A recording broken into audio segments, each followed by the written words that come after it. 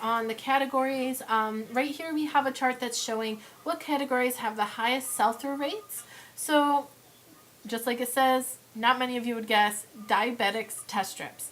So this is just another example to show you guys, you know, a little bit on what kind of products sell, what kind of products don't kind of sell, and what you should be looking for, because all this is about is finding the products that work.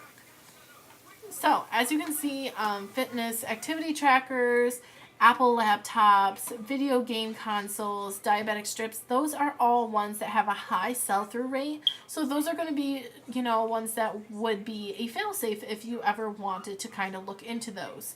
So as for categories with low sell-through rates, as we discussed before, obviously clothing is always going to be on there due to the size issue and the style issue. But also art and poster and prints and diamond rings. So if you are looking to sell something like jewelry, it's really not going to be something that you're going to want to sell. So as you can see, it's only a 3.41% of sell-through rate versus diabetic supplies are 87.66%. So that is a high sale rate. All right, guys, so let's go on to the next category. Okay, so down here, as for categories with the most sold items, in the US, it looks to be necklaces and pendants. The ones with the most unsold items are music CDs, which doesn't, you know, surprise you if you think about it. CDs are really out of date, and we have so many different things with technology and music that we don't need them, so those are going to be out of date. Whereas necklaces and pendants seem to be selling pretty well as well. So going down to our next. Alright, so in our next chart, it shows us the sales statistics on what categories have the highest average price for sold items. So in the USA, it's bicycles, and bicycles are $790 for the average highest price for that sold item, which is actually a really cool thing to know, especially with the currently right now it is summertime. So in the summer, you know, bicycles are going to sell pretty well as the springtime. So if you think about it, as it states here in our chart, you know, you're going to put in the same amount of work and process for a $3 phone case versus a $150, you know, GPS device. So that's showing an example that a higher ticket item and a lower ticket item in this kind of e-commerce takes the same amount of effort, but still have the same equal ability to sell. It's just a matter of what is the profit margin. So if you're feeling a little bit discouraged, or as if, you know, maybe this is something that may be touchy, or like you can't possibly sell items on this, now think about this.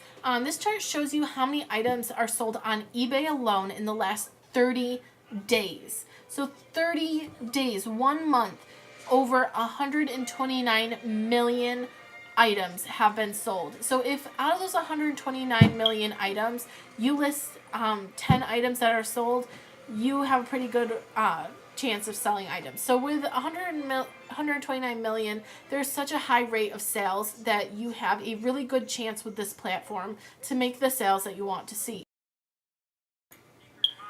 Alright, so as for what is the average price sold per item on eBay, this is really insightful. It really does help a lot so that you can kind of see your price range ability. So the average price is actually in the US $81. So for $81, if you're buying a product at $15 to $30 and you're selling it within that price range, you have a really high chance of selling it, which is why we try and keep it around $15 to $30 when we are searching for products, especially in the beginning until we know what's going to sell well for us, because then we can make sure that we're making a good profit margin. So this is another really cool thing to kind of have to look at. So on this, it shows what item conditions has a higher sell rate through eBay. So it's actually showing you the rate of sales. So used is 52.6 and new is 34.7. A lot of the statistics on new versus used has to do with a lot of people like to buy used items only because chances are the price is going to be lower. So if you can beat competitive prices, you're going to be perfectly fine. This does not mean that you have to jump out and run to the thrift store, but it does show you that thrift store is definitely a great method, and a lot of people use this, where they go and they find items for really cheap that are in great condition, and they turn around and they sell them for a good ticket. So down here, it gives you a little insight. The very first item to actually be sold on eBay was a broken laser pointer. So if you feel like you can't sell anything, keep in mind the first person that sold something on eBay was a broken laser pen. So this kind of gives you a little background on it.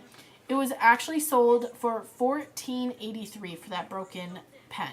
So this guy was kind of just experimenting, wanting to see how it would work in this kind of marketplace, and it turned out to work great, and he sold a broken pen that he was going to throw away anyways. So keep in mind, even if you find things around your house that you are going to get rid of, you can list them on eBay to get a return.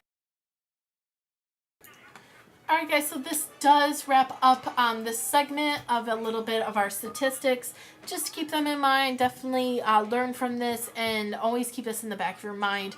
eBay is a very great platform to be working on when you are doing e-commerce, especially starting out. Remember, your customer is coming to you, not the other way around, which makes this extremely extraordinary. I hope you guys enjoyed this. Go ahead and move on to the next video.